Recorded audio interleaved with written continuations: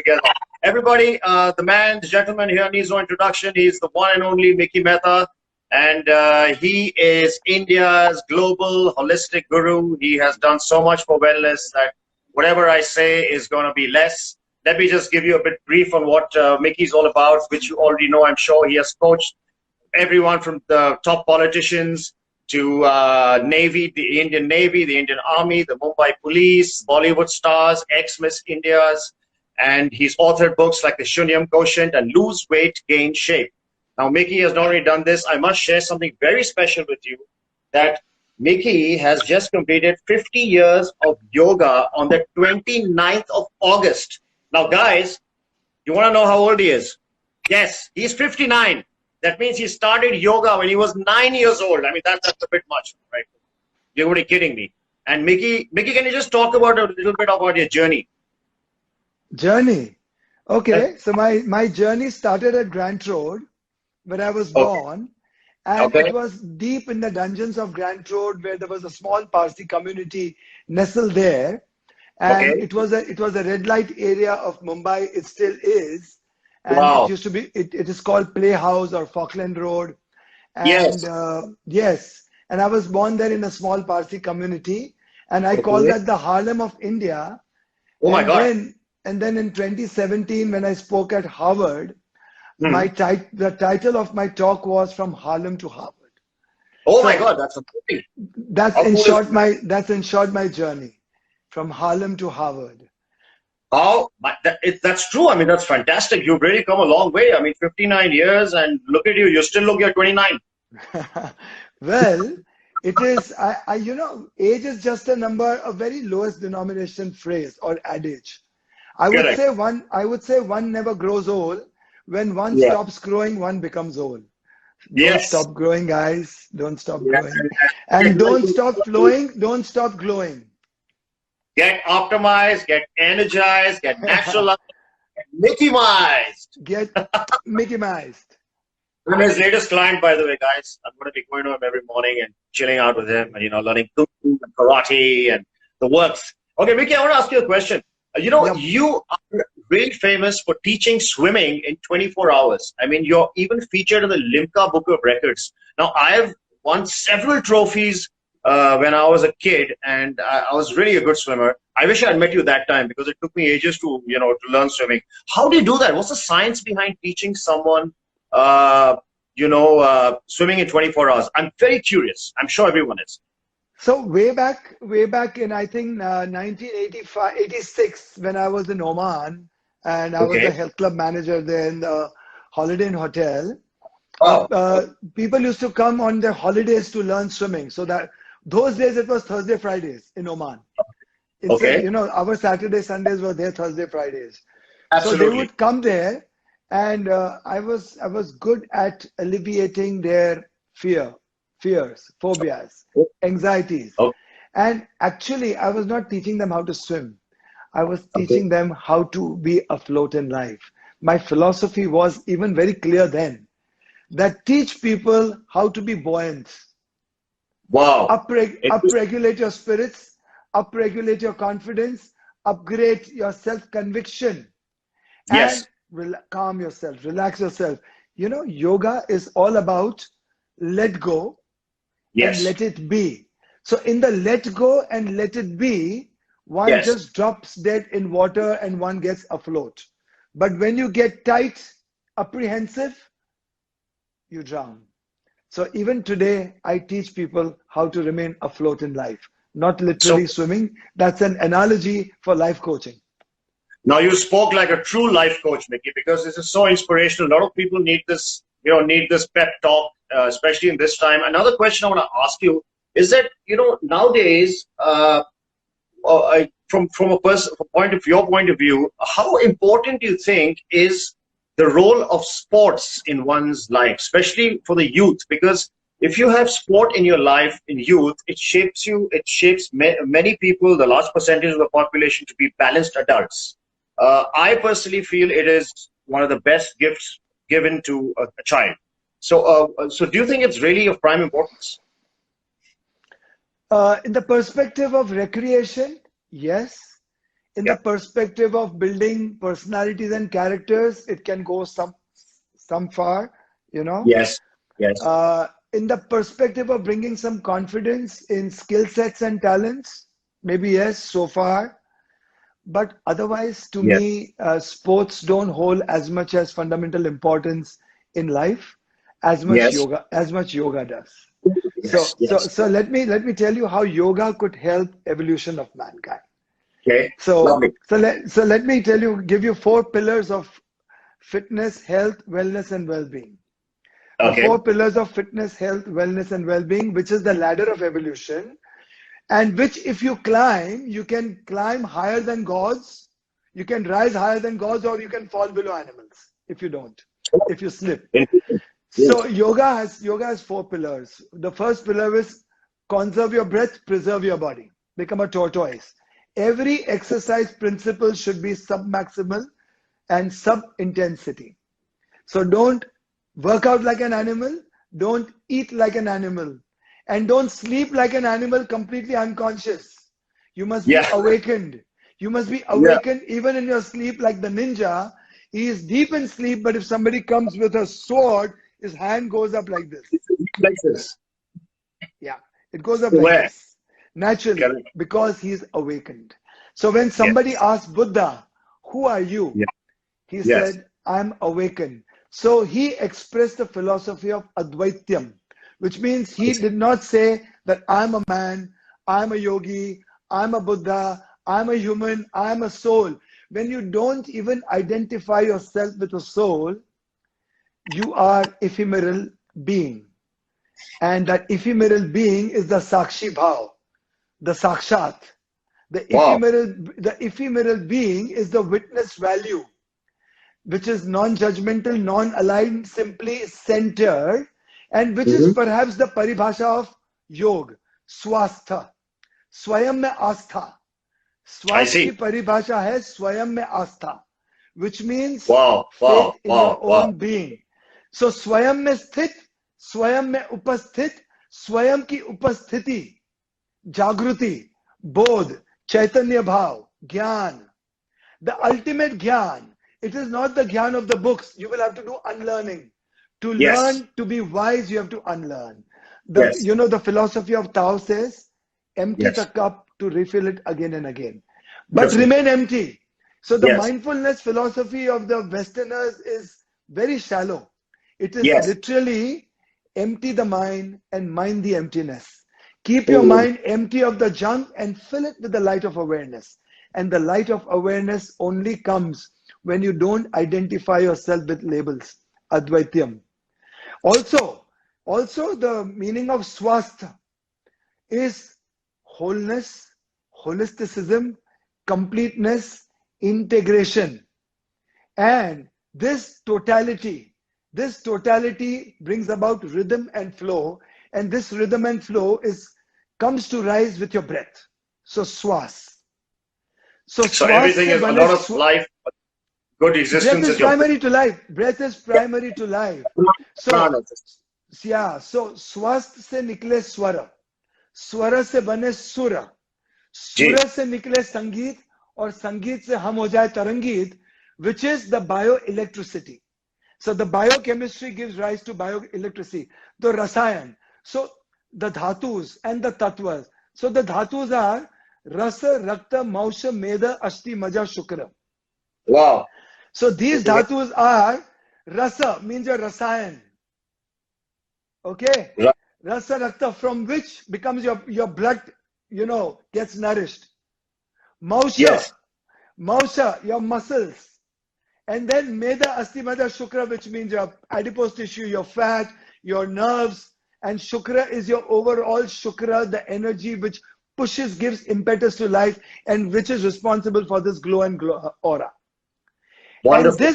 And this in turn gives rise to Ashtanga. Yama, Niyama, Asana, Pranayama, Pratyahara, Dhyan, Dharana, Samadhi. So self-discipline, self-regulation, observation, and most importantly, breath and postures in poetry. Asana means postures, And Yes. asana are postures in poetry, because Oh, is yes. the seat of awareness, the seed of awareness from which the fogginess gives way to clarity. The complexities gives way to vision. And in the flow and the rhythm, empathy comes to rise, sympathy comes to rise, your being becomes compassion, and Yes. philanthropy comes to rise, creativity, productivity comes to rise. So yoga becomes responsible for evolution of mankind, for building personalities and characters, not just sports. Sports is a small a of A to Z of life. There Yes. is much more So, to life than sports. so, yes. Sports is a Leela. Sports is a Maya. And Maya Yes. and Leela are nothing but they are transient. They are transient. They are not the constants. Correct. So all that because of which you can touch, taste, feel, smell, hear is yoga. Oh, Yoga is the confluence of energies. The Ganga, the Yamuna, when they meet at a point, they give birth to a new entity called Saraswati, oh, lovely. Yes.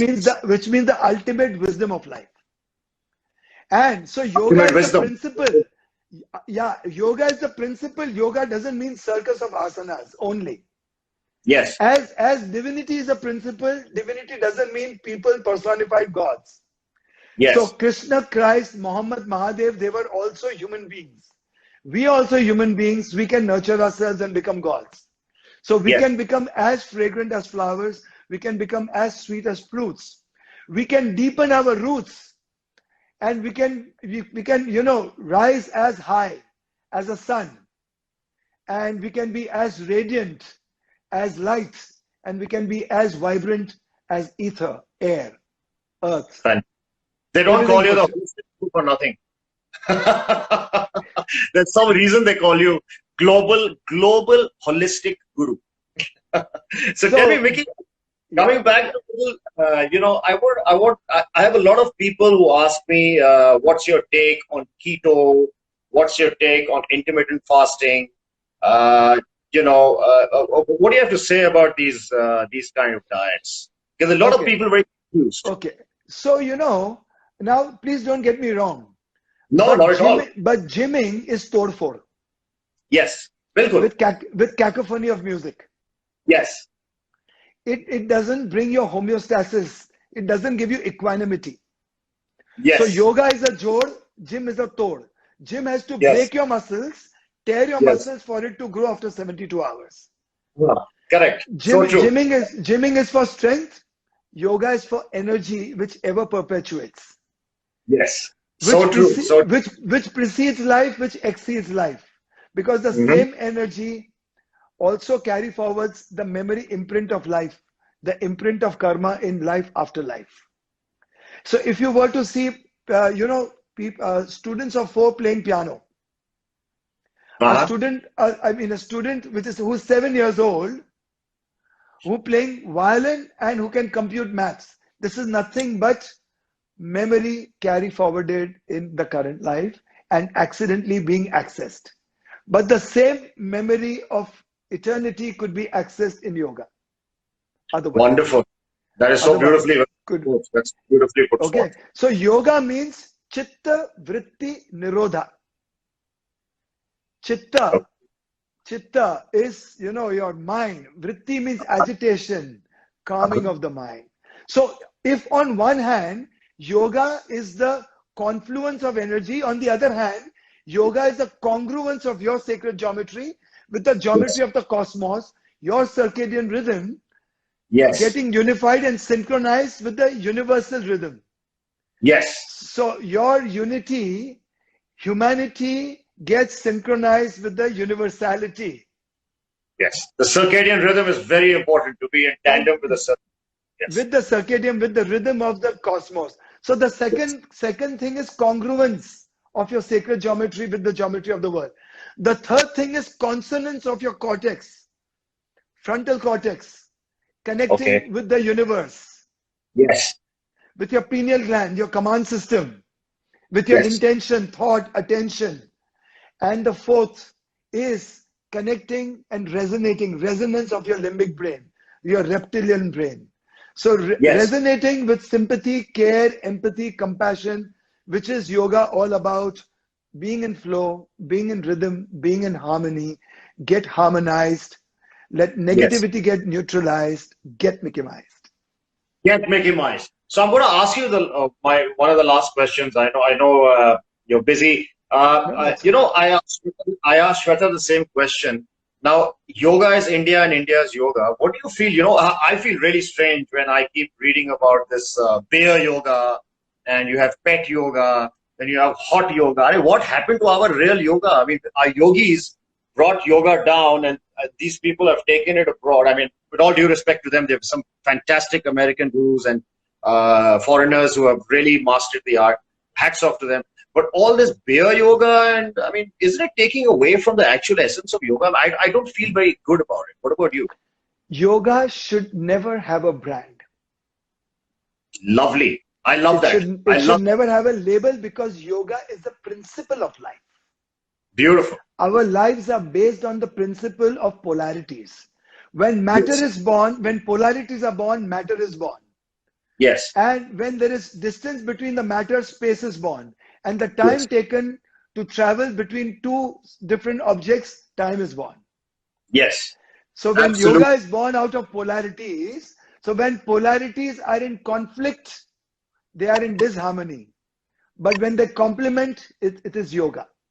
When they contradict, it is stress. But when they complement, it is yoga. Now, you were into garments, right, Gomzi, long Amazing. back? You were into I'm sorry. garments. Now, you were Yes. into garments long back? Yeah. Yeah. Absolutely. Absolutely. Okay, so let me tell you, let's say Yes. if Arvind Mills were to export garments to Hugo Boss, Armani, Pepe, Levi's, and Ah, they would export the denim, and each one would make the denim jeans out of the same garment, out of the correct. same cloth, Correct. They're just branding it differently. and different styling. So, so all this is nonsense, Yeah. rubbish. Yes. Yoga is yoga, and Yes. yoga should not be taken to the heights of intensity, and Right. there shouldn't be any speed, and no cacophony should be involved. Yoga is about stilling, in being and becoming, Yes. stilling and seeing, being and being able to see more, opening up. Yoga is about opening up, letting be, letting go, letting be, letting go. It's a curd karma. So Right. when you mix milk with the small portion of curd, you leave it for 12 hours. So Yes. if you keep putting the spoon every hour inside, curd will never be formed.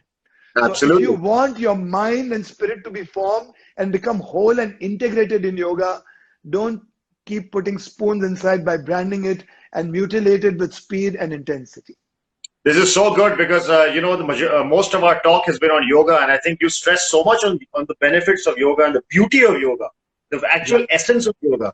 It's It is the amazing. essence. It is the It's essence. the true essence of It, life. it is in Hindi, it is called jo anivarya hai, anivarya, which is the But essential without which life cannot move on.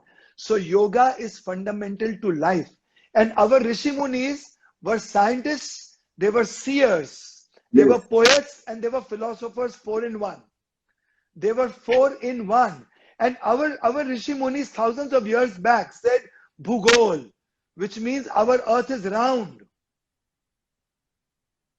wow, that's amazing.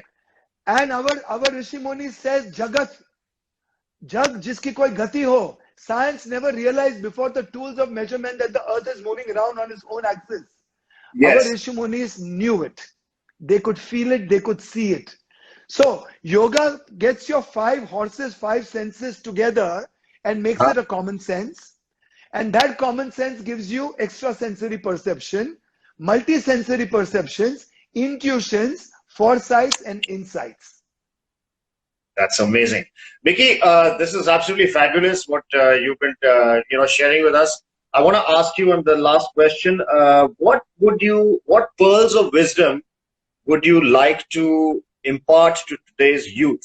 I mean, is there anything you would like to advise the youth of today to motivate them to not lead a sedentary life, to not eat packets of chips, to not have your sugar rushes, to I do would yoga? I would rather give my some pearls of wisdom to the parents. Ah, Watch your children grow. You have two eyes to watch them, observe them. lovely. Listen to your children every day. Smell your children, sense them, what are they doing in life, who they are meeting, who they are being with. It's not about stalking.